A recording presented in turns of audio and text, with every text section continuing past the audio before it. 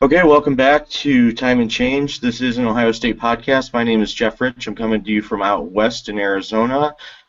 This is Ohio State Michigan week, so we're going to do things a little differently this week. We have our guest is Jim Weber, the president and founder of Lost Letterman, which is a dedicated college football and basketball site. Jim, welcome to our program. Thanks for having me. It's good to have you on. The reason we're having you on today is because you have a Michigan background, and as homerific as we tend to be here on this Ohio State show, we do like to get some perspective and maintain some level of objectivity. So the way that this show works, and I sent you the show notes, is that we typically recap the Ohio State game before we get into some other things around the web and throw out some hypotheticals, especially with Ohio State involved in the national championship conversation. So I'm going to ask you, last week, Iowa 24, Michigan 21, Michigan 7-4 on the season. Brief overview on the game. What's your takeaway from this latest loss from Brady Hoke's team? Yeah, well, it was just another rock bottom for Michigan fans. We've had some brutal losses. Penn State in overtime getting, hammered by Michigan State, losing to a Nebraska team with a backup quarterback, and now losing at Iowa when you have a big halftime lead, 45 yards of offense in the second half. This is about as low as I felt in the Brady Hoke era. I think that the end of the Rich Rod era, when we lost to Ohio State by 30, 40 points, and then lost in the bowl game to Mississippi State by about the same margin, it's reaching that level, and if we lose to Ohio State by as bad as everyone's projecting us to lose, I don't know. It's going to be the depths of despair for us. Okay. And after really running through Central Michigan and getting that big signature win over Notre Dame early, what were the expectations in Ann Arbor for this team? Were you looking at a BCS bowl, or was this just a season where you try to win 9, 10 games and go to a January bowl game? Yeah, well, I think coming into the season, and especially after the Notre Dame game, the thought was, we want to compete with Ohio State. Our fear at the time was playing Ohio State back-to-back in the final game of the year and then the Big Ten championship game. Hopefully win one of those two games, ruin Ohio State's chance to play for a national title, and go to a BCS bowl. If not the Rose Bowl, then another one. I think that was everyone's mindset after the Notre Dame game for sure. Okay, and then you take your lumps. Close call with Akron, another close call at UConn. Obviously, not two of the signature programs in the FBS. After those two games, did the expectations drop a little bit, or did we just figure these were a few off weeks, especially going on the road? I think the expectations definitely changed. You almost lose to Akron, and then the UConn game, those back-to-back, I think everyone knew this team is a fraud. It's only a matter of time until we get exposed. We were just kind of praying at that point that somehow they would turn around and regain the form they showed against Notre Dame. Obviously, as Notre Dame kept piling up losses, that win kept looking worse and worse. So I think we knew it was only a matter of time. I don't think we thought it would ever get this bad. Right, and I don't mean to harp on it too much, but we're going to move on. We're going to go around the web a little bit. A segment that was that we've just renamed. It was terribly titled before. I'm not even going to repeat it. So the first article I want to look at is Tom Dienert's mailbag on the Big Ten Network's website. And it just talks about what if Michigan beats Ohio State. I kind of want to just use that as a jumping off point and get your thoughts on how much of a turnaround, how much salvation is to be had with a victory at home against Ohio State this Saturday. Yeah, I know that Brady Hoke is saying this wouldn't change the disappointment of the season. I can't speak for the coaching staff, but in terms of the fans, I think this absolutely would save the season. I think we saw this many times with Gary Moeller, where they'd have an 8-4 season, but they beat Ohio State, and that's what kept his job.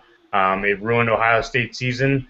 If we could, we're probably not going to play in a New Year's Day bowl anyway. So this is the season right here. If they win, I don't want to say all is forgiven, because we'll go into next year saying, how much better is this team?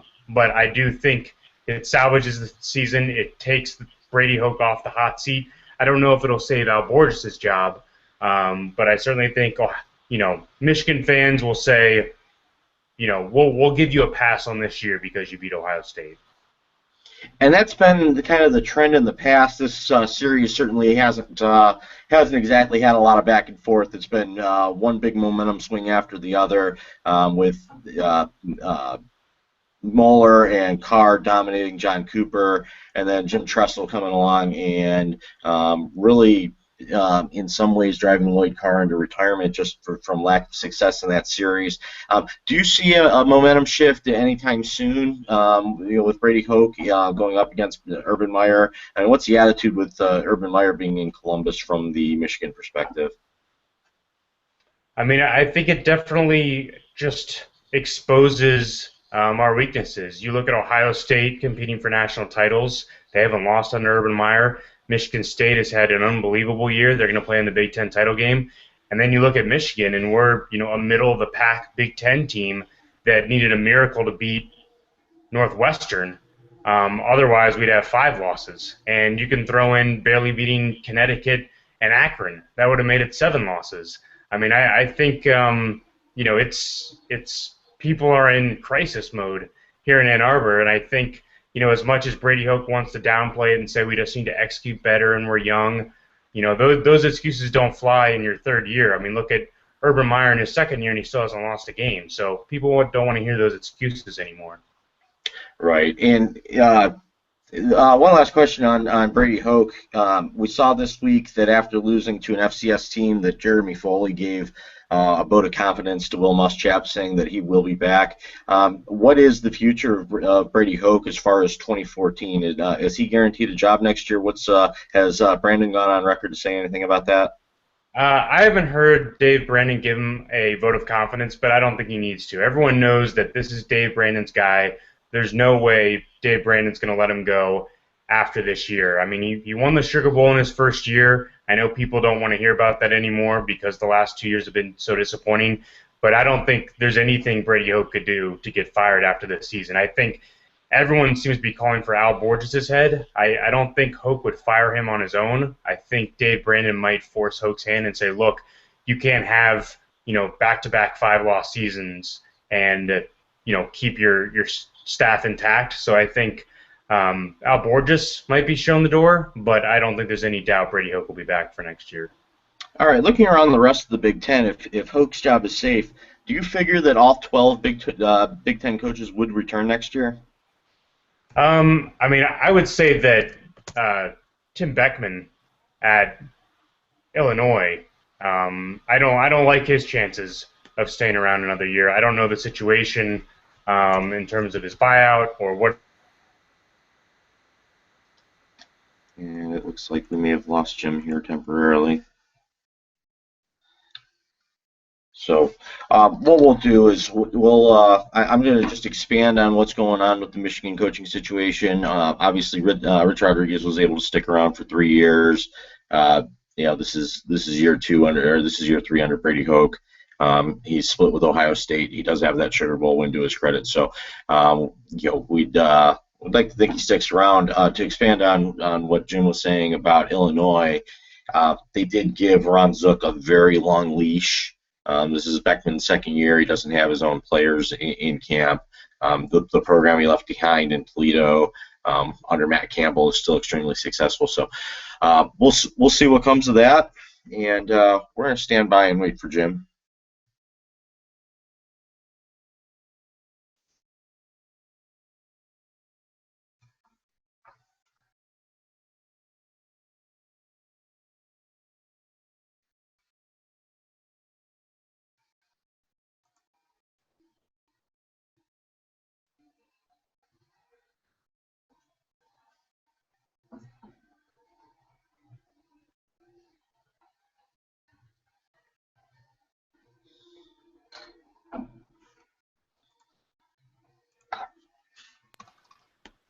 Hey, can you hear me? It looks like I got you back. Cool. Yeah, sorry about that. I don't know what happened. Hey, no worries. You were talking about Tim Beckman, and I just wanted to respond to that with Yep, Ron Zook got an extremely long leash. I mean, can we even look back at the last guy as a barometer? I mean, for example, Rodriguez got 3 years in Ann Arbor. Ron Zook was at Illinois from 2006 to 2011. I know that there has to be some standards even if you're just starting out, but would it be too soon to blow the whistle on Beckman at Illinois, considering the program he left behind at Toledo's has continued their success under Matt Campbell, that he left a good program behind and maybe it just needs a little bit of time? I mean, I think it's a tough call. If you pull a trigger, then people say you only gave him 2 years. That's not fair. You know, coaches coming in maybe say, look, I'm going to go into a lose-lose situation where I'm asked to turn around a program and not given the time to do so. I think the alarming thing about Illinois is that there hasn't been really any progress in terms of their play over the last 2 years. So, you know, I think it's going to be one of those situations. It's a 50-50 call on whether or not they keep him. But if they fire him, I certainly think the fan base would be more excited. I think that's the biggest concern. No one showing up for games. There's just no excitement. I think when you lose the fan base, it's really hard to keep your job, even if it's only been 2 years. Right. And speaking of past coaches and the length of their leashes, Rich Rodriguez had a big win in Tucson on Saturday over the Oregon Ducks. Seeing Jeff Bastile's defense really shut down Mark Helfrich's Oregon attack. Is there any looming feeling over Rich Rod, or is everything with Rich Rod just water under the bridge at this point?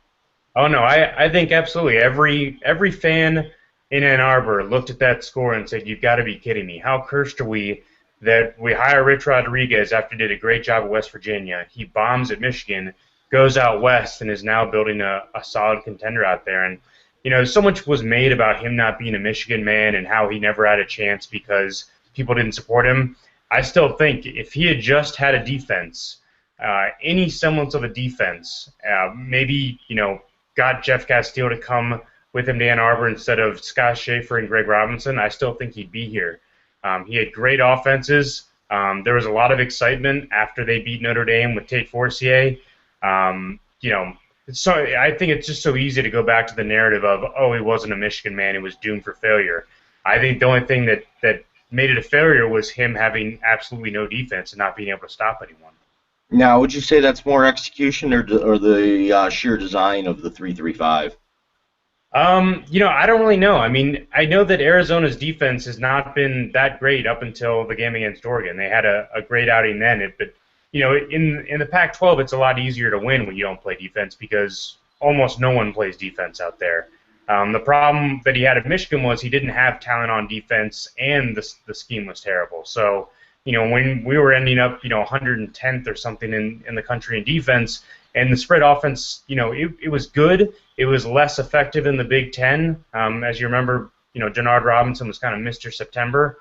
So when you combine those two things, you know, it led to a lot of losses once they got to Big Ten play.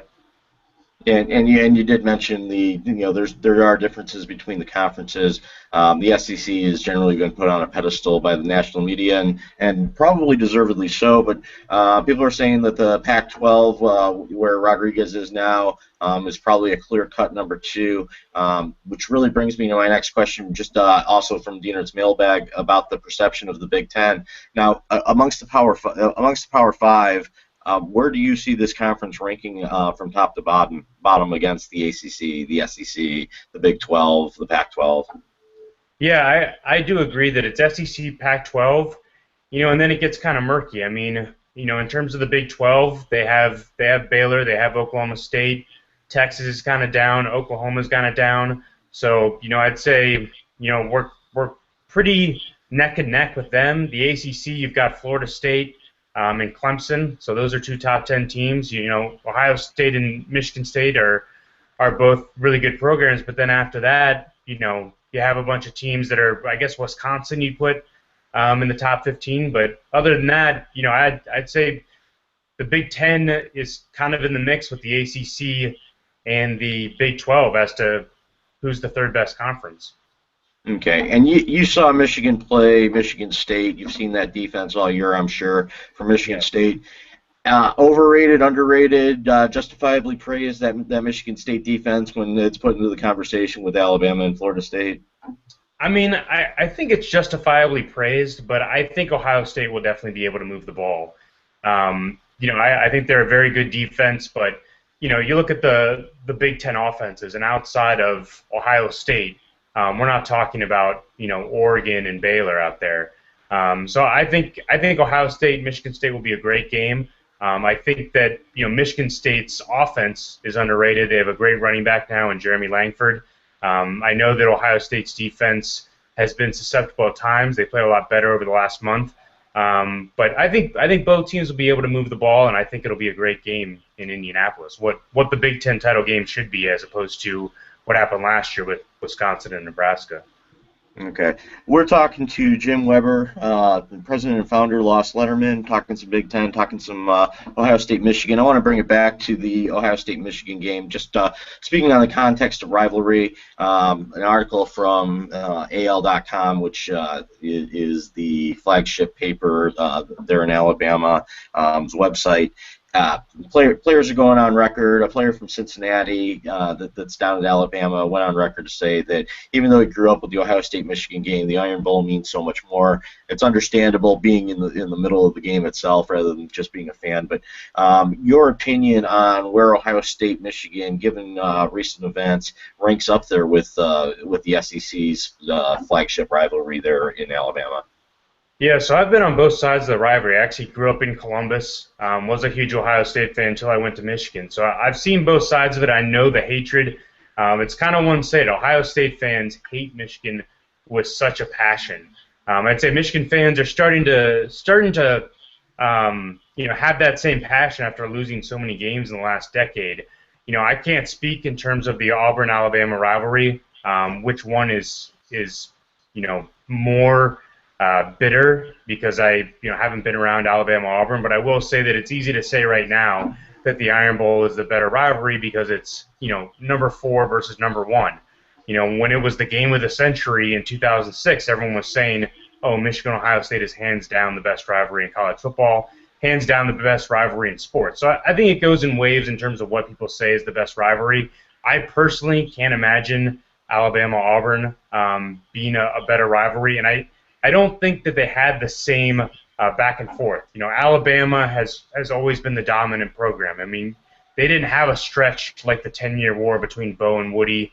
They don't have kind of that same history of both teams being powerhouses. It's kind of Alabama's been the powerhouse and always is. Auburn's always playing catch up. Maybe now that Auburn has Gus Malzahn, they won a national championship 3 years ago. Maybe now the Iron Bowl is, right up there with Ohio State, Michigan. I don't know.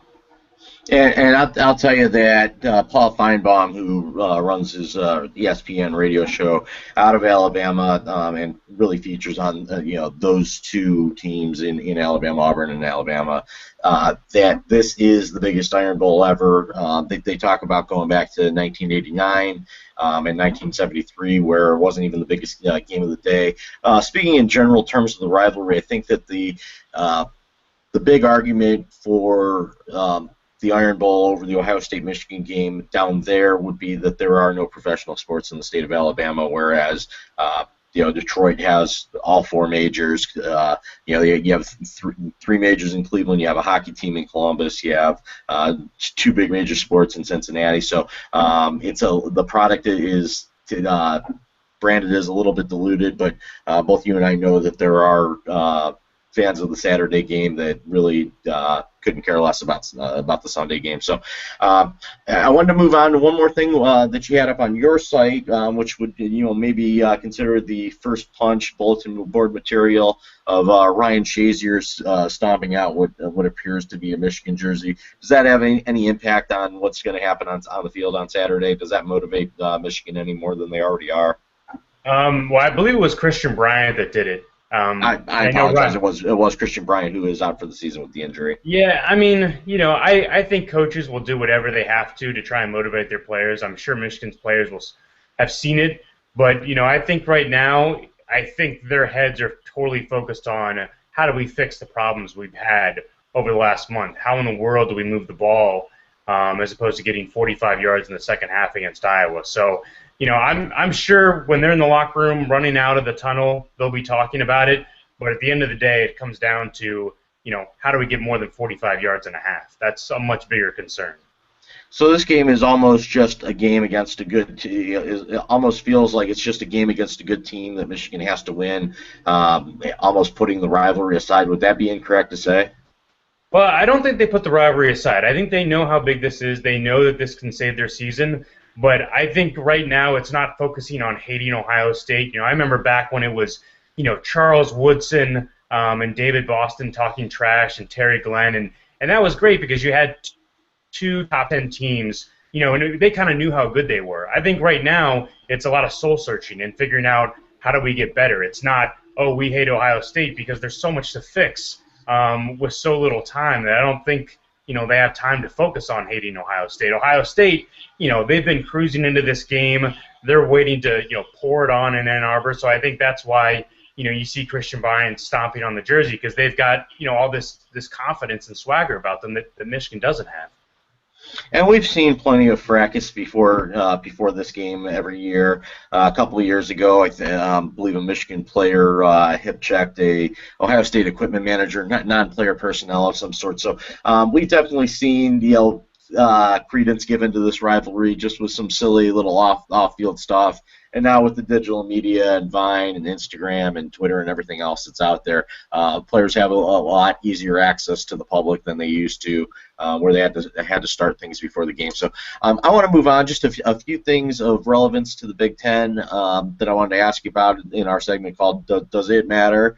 And the first thing I wanted to ask you about was we all know that for the sake of the Big Ten, to set up a good Big Ten championship, it's best if Michigan State runs the table. But will style points be important for Michigan State against Minnesota as far as the national rankings are concerned, or is it just is this just a matter of a pass-fail question, win or lose for Michigan State going into their game with Minnesota on Saturday? Yeah, I don't think it really matters. I don't see Michigan State getting that large BCS bid, so I think it's beat Ohio State and go to the Rose Bowl, or play in another New Year's Day bowl. So I think for them it's just win in advance and then try and take down Ohio State to go to their first Rose Bowl in 20-some years. Okay, same question regarding Wisconsin, and it sounds like you would have Wisconsin. Would Wisconsin be an at-large team if they can win big on Saturday?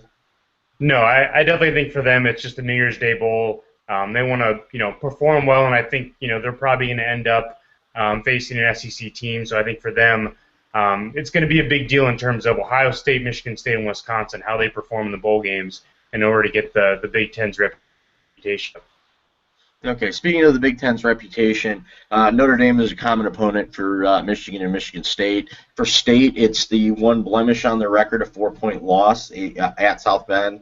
For Michigan, it was a signature win early in the season, in a season that we thought we may see a lot more of that Michigan team. How close should Big Ten fans pay attention to Notre Dame's game with Stanford on Saturday? I mean, I think that everyone wants to see someone they beat or lost to, I guess, someone they played perform well, so that they know that they're legit. At the end of the day, these are very different teams. Notre Dame and Michigan State have gone in very different directions this year. Since Andrew Maxwell was benched for Connor Cook, Michigan State's really taken off. So I don't think it matters in the grand scheme of things, but I think Michigan State fans will want to see Notre Dame win. Just because they don't want their one loss to look that bad. Okay, and bringing it back into the Michigan-Ohio State game, just want to ask for your perspective on the history of the game, any kind of memories you have from either growing up in Columbus rooting for Ohio State or being a student at Michigan, any kind of personal memories that you'd like to share. I mean, I think that the student experience is probably the part of the rivalry in college sports that is unparalleled on the professional level. Anything you care to share with us about this rivalry? Yeah, I mean, going through the memories, I'm just, so excited for Saturday's game. I remember the tie in Columbus was my first Ohio State-Michigan game. I remember Ty Street's touchdown with Sean Springs slipping. I remember storming the field against Tom Brady. Then on the Michigan side, I remember going down there and beating Ohio State in John Cooper's last Ohio State-Michigan game. Was there in 2001 when Jim Tressel guaranteed and then won. and then obviously the game in 2006. I mean, there's so many memories. There's not really one you can put your finger on, but I will say there's really nothing like it that I've ever been to in sports, and I'm just so pumped up for Saturday, even though Michigan's 14-point underdogs. Right, and I'd go with you on that 2006 game. Might be forgotten over time that Bo Schembechler passed away. Was it the Thursday or Friday before that game in 2006? Yeah, I think it was the Thursday. Yeah, I mean, so heavy hearts, but also the number 2 team in the country taking on number 1, 42-39 game. Which after that game was over, we'll throw out, if you forget the results that happened on January 8th, 2007, out here in Glendale, Arizona. A lot of people walked away from that Michigan-Ohio State game in 2006 thinking that was the national championship. The rematch was avoided in the national championship, which I think the story of that was a little bit refueled when 2 years ago LSU played Alabama in a rematch after LSU had beaten Alabama on their home field in the regular season. They got to rematch in the Superdome in January of 2010. So, big deal. Or I'm sorry, January 2012. Big deal going on there. So, last thing I wanted to ask you about was, aside from the dreams of spoiling Ohio State's national championship dreams, and for Ohio State getting it, they're going to the Big Ten championship, but this would eliminate them from the national championship. What else does this game mean beyond that? I mean, do these players really embrace the rivalry these days? Yeah, I think so. I mean, I think that winning the game in 2011 was huge for Michigan's players to experience winning it. I mean, no one had experienced winning this until that year, going back to when I was in college. So I think for them to get a little bit of taste of victory, I think they'll go into the Big House on Saturday saying, hey, look, we've only lost once under Brady Hoke at home. Last time we were out here against these guys, we beat them. Last year, we were up at the half and let it get away from us. So I think they're definitely going to be going in there thinking we can beat this team. Now, if they play like they did last week, they won't have a chance. But I think they're going to go in confident. I think they're going to go in feeling the same goosebumps they feel every year, and nothing's going to be taken away from this rivalry by the fact that Michigan's 7-4 this year. Okay. And can you give us a prediction for the game? Final score? Well, I'm hoping that they can just throw out the entire playbook they've used for the last 2 months and just try and run that offense they did against Notre Dame with the spread, the quick passes, Gardner getting out of his hand. I'm hopeful that'll happen. My heart hopes it'll happen, but my head says it won't. So I'm going to go with a final score of Ohio State 31, Michigan 17. All right, that's Ohio State 31, Michigan 17. He's Jim Weber from LostLetterman.com, joining us to share the Michigan perspective of the upcoming Ohio State-Michigan game. We appreciate you joining us today, Jim. This is what we call plug time. Let us know where we're going to be. Anything that you want to plug on our program here.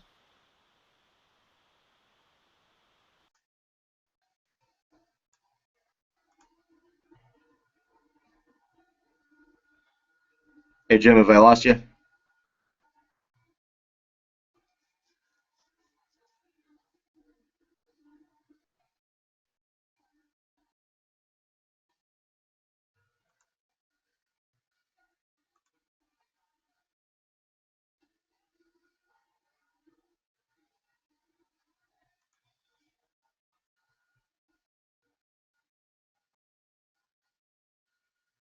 All right, it appears that we've lost Jim Weber from LostLetterman.com. Go ahead and check out his stuff, general college football, general college basketball. Coming up in the next segment, I will be joined by my co-host, Aaron McGee, and we'll talk a little bit about this game from the Ohio State side. Please stay tuned, everyone.